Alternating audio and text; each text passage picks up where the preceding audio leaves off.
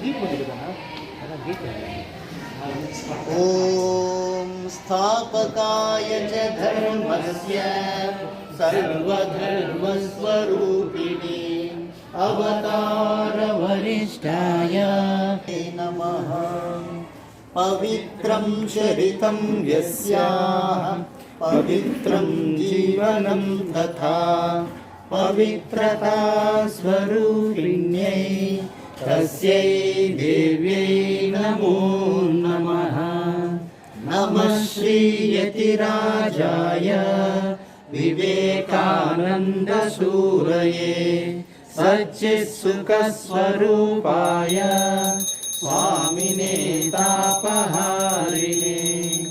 गुरुर्ब्रह्मा गुरुर्विष्णुः गुरुर्देवो महेश्वरः गुरुः साक्षात् परं ब्रह्म तस्मै श्री गुरवे नमः। नमः शिवाय शान्ताय कारणत्रयहेतवे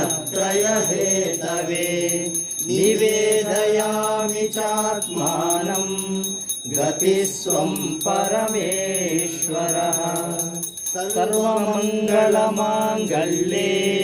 शिवे सर्वार्थसाधिके शरण्ये त्र्यम्बके देवी नारायणी नमोऽस्तुते।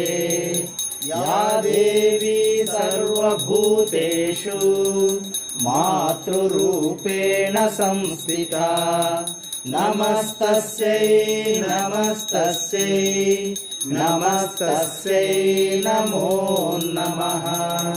या देवी सर्वभूतेषु शक्तिरूपेण संस्थिता नमस्तस्यै नमस्तस्यै नमस्तस्यै नमो नमः।